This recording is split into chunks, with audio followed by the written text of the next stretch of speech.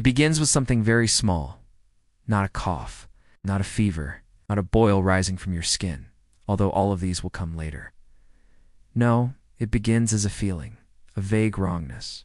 Pebble in your shoe, except the pebble is somewhere behind your ribs, somewhere in your head, somewhere in the marrow of your bones. Something is wrong.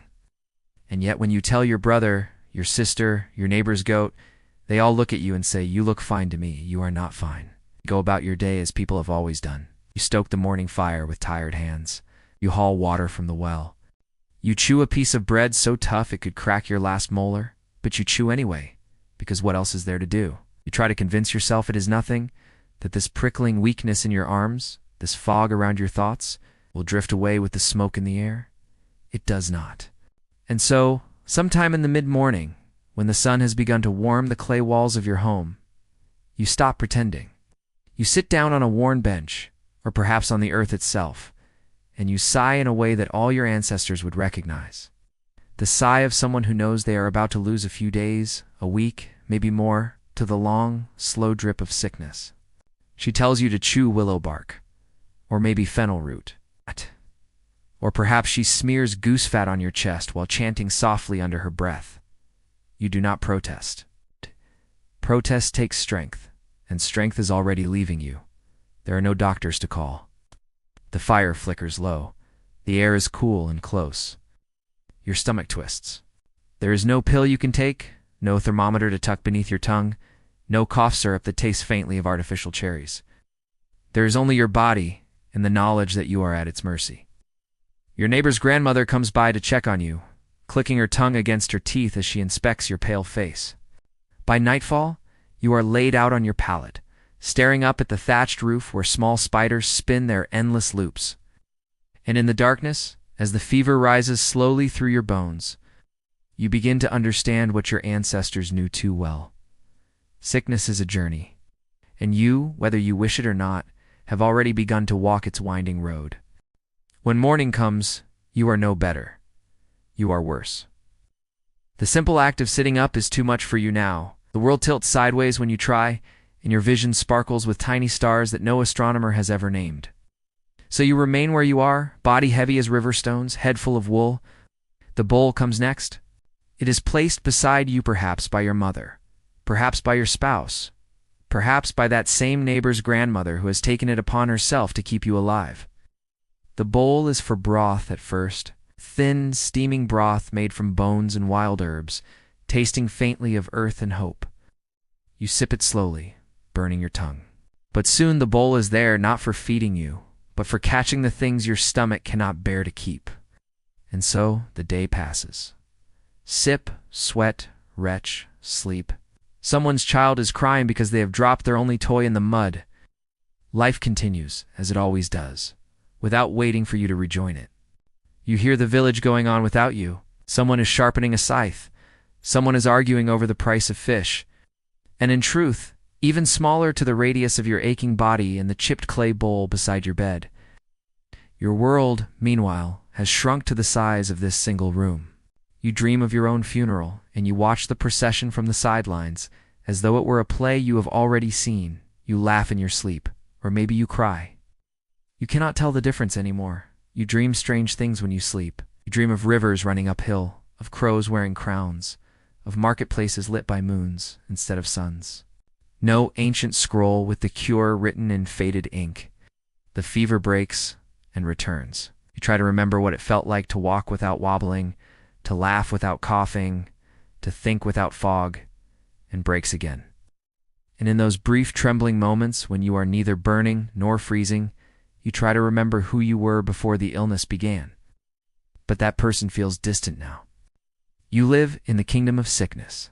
Your subjects are pain, weakness, and a kind of bitter humor that lets you smile at your own misery. And so you endure, because there is no healer coming over the hill. No miracle leaf growing in the garden. There is only your body doing its slow, imperfect work. In the bowl. Always the bowl. Illness is a lonely thing. And yet in ancient times, loneliness is rarely permitted to last. Because soon the visitors come. They come in ones and twos, slipping through the low door frame, brushing the dust from their sandals. carrying with them the sense of outside: smoke, earth, sweat, fennel, and dung. Some come out of duty, others curiosity. Some, let's be honest, simply want to know whether you will die. News travels fast when you live in a village where a sneeze is tomorrow's gossip. The first visitor brings honey diluted in warm water. The second brings a poultice made of crushed garlic and old wine that smells more like vinegar than medicine. The third brings nothing but stories. Tales of who fell ill last winter and who survived and who did not. You smile weakly, pretending the news comforts you. It does not. Their laughter, their prayers, and let's be honest, again, their germs. For who knows what quiet sicknesses hitch rides on their fingertips, their breaths, the hems of their tunics. The warm honey that soothes your raw throat for an hour. The sticky poultices that sting like betrayal. The rumors that fill your restless dreams with the faces of the dead. Each visitor leaves behind more than they brought. Their voices echo in your ears long after they are gone, but you are past caring, and so you accept it all. In quieter moments, you find yourself wondering, is it better to be left alone with your pain or surrounded by well-meaning fools? But this is not a question ancient people get to answer. You do not shut the door against kindness, however clumsy. You do not send them away. You do what the sick have always done. You endure their comfort and their company and their noise. And when night falls again, you are alone once more. But the air feels warmer somehow, as if the shape of their voices still lingers in the room, pressing back the shadows. Turn toward the wall, sighing softly, and try to sleep before tomorrow's visitors arrive. By now, you have been fed or force fed every remedy your corner of the world can muster. You have chewed bitter herbs until your tongue feels like leather. You have gulped teas that smell like wet hay and taste like regret. You have been rubbed, wrapped, sweated, bled, danned. Your neighbors are especially creative, smoked like a ham over aromatic woods. It is a garden where weeds and wildflowers grow together, whether you will them or not, and still you are sick, or the balance of hot and cold, wet and dry, if they follow older wisdoms. Or perhaps they say nothing at all, only offering you another potion, another spell. Another whispered prayer to gods who may or may not be listening. The body is not a simple machine to be fixed with the right tool, but your caretakers persist. They speak of balance. The balance of humors, perhaps, if your people know of Galen and Hippocrates. You drink because they ask you to. You drink because refusing would disappoint them. You drink because, in the end, what else is there to do? Sometimes the remedies help. Little. Sometimes your fever breaks after a draught of willow bark tea. Sometimes your cough quiets after a honey compress warms your chest. A world where healing is not a science but a story told by firelight, in which you are the fragile hero and the cure is always just beyond reach.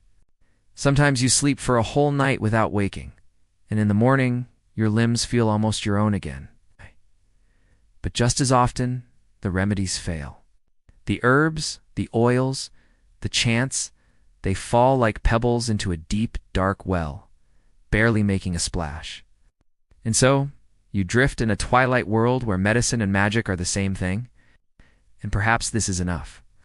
Perhaps believing that someone, somewhere, is doing something to help you is its own kind of medicine. Because hope, too, is an ancient remedy. Though it cannot lower a fever or stop a cough, it can carry you through one more night, and maybe that is all you need. For now, pain, in the end, becomes your oldest companion. It is not sharp, not all the time. More often it is dull and patient, like a neighbor who sits beside you without speaking, waiting for you to acknowledge it. Some days it settles in your throat, raw and burning. Other days it curls itself in your belly, gnawing your guts until you forget what it felt like to be at ease. You try to ignore it at first. That is what people do. But pain, like a persistent relative, will not leave just because you avoid eye contact. Eventually you begin to speak to it. Not aloud, perhaps, or maybe aloud who is there to judge you now. All the walls have heard worse. You ask it questions. How long will you stay? It is no more personal than a summer drought or an early frost. Cruel, yes, but not malicious. Why did you choose me? Are you punishment or accident? The pain does not answer, but it listens. And in its silence, you learn something strange. Pain does not hate you. It simply is. It's a thing that exists, like fire or rain. This realization does not make you feel better, but it does make you feel less alone. You measure the hours by its rhythms. It's morning stiffness, midday nausea, the long sigh of your bones settling into sleep, and the sharp, mean reminder of your ribs when you try to roll over. So you keep company with your pain. You begin to suspect that sickness is not a battle to be won. It is a story to be told. And you are telling it. One breath, one cough, one restless night at a time. Outside, the world continues. You hear it. Through the thin walls of your home. Through the open windows where cool breezes slip in to dry the sweat on your brow, you hear the unmistakable music of life going on. The goats still bleat in the fields. The carts still rattle down the dusty road. Children still shout and squabble over nothing at all, their voices sharp as bird song. It stings, in a way. The world does not pause to mourn your absence. No one has thrown the village into mourning black. The baker still bakes. The blacksmith still hammers. Life is too busy surviving to miss one sick body lying beneath a thin blanket. But there is something comforting in that, too. You are not the first to fall ill. You will not be the last. Sickness is as old as the road outside your door, and life has learned to walk around it. Sometimes a kind soul passes by and asks after you. They leave a few figs, a small loaf of bread, a sprig of mint to sweeten your breath. Their voices float through the doorway quick and warm before they rush away again to their lives. You try to smile, though your lips are dry. And then you return to your slow work of being sick. The hours stretch like old cloth. Morning becomes midday, midday becomes dusk, dusk becomes nighttime still. You remain in this limbo where nothing happens, and yet everything does. You begin to notice small things. The way the sunlight shifts across the ceiling beams. The way your own breath catches in your throat, like a tiny wave retreating from shore. The softness of the blanket your grandmother wove years ago, now faded and thin but still somehow warm. You realize, perhaps for the first time, that the world is not waiting for you to get better. It is simply waiting. The sun will rise tomorrow whether you see it or not. But you hope to see it. Oh, how you hope to see it. Hope is a slippery thing.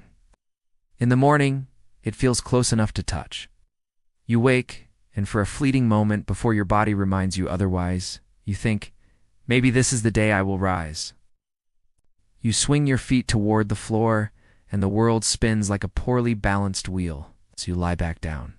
You search for it in the shadows of the rafters, in the pattern of your blanket, in the distant sound of laughter carried on the wind.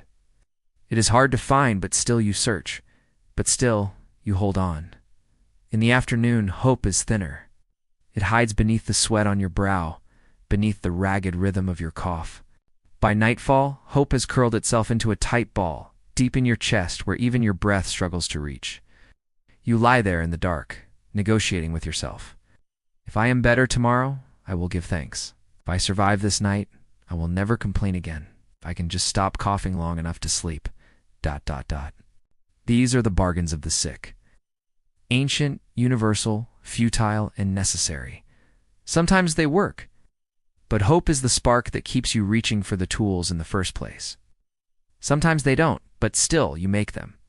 Because without hope, what else is there? The herbs, the honey, the hot stones and cold cloths, these are tools.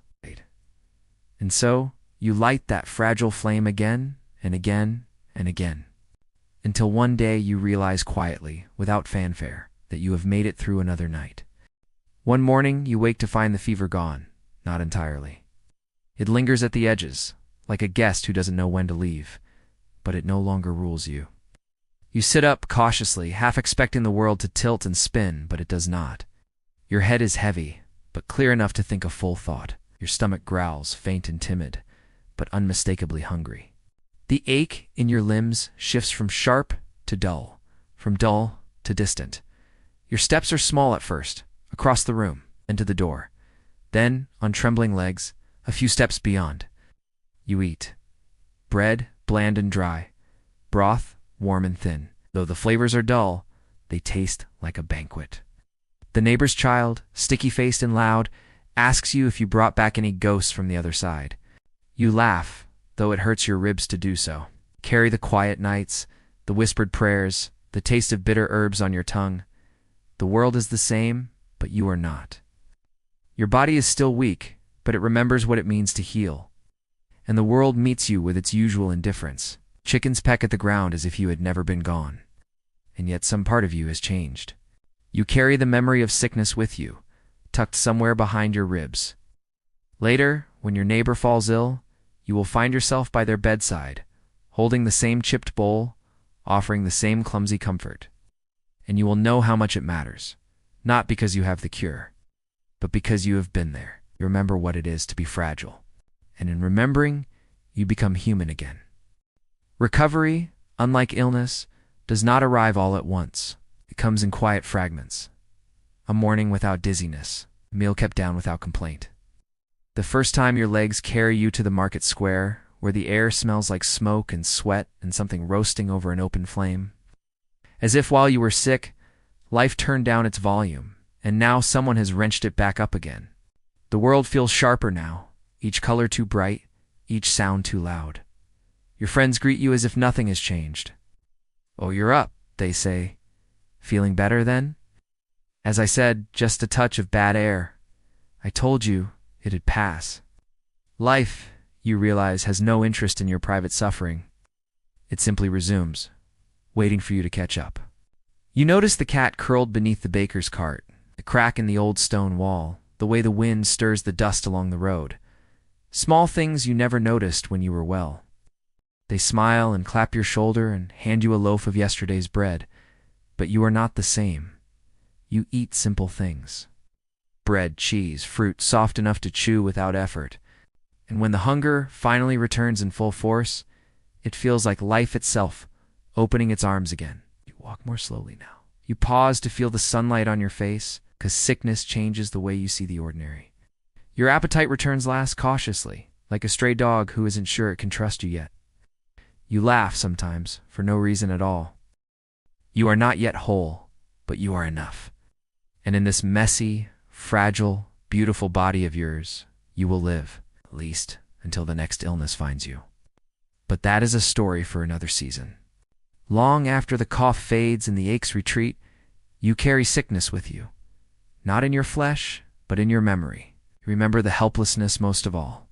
The way your body betrayed you, left you stranded on your pallet, while the world spun on without your consent.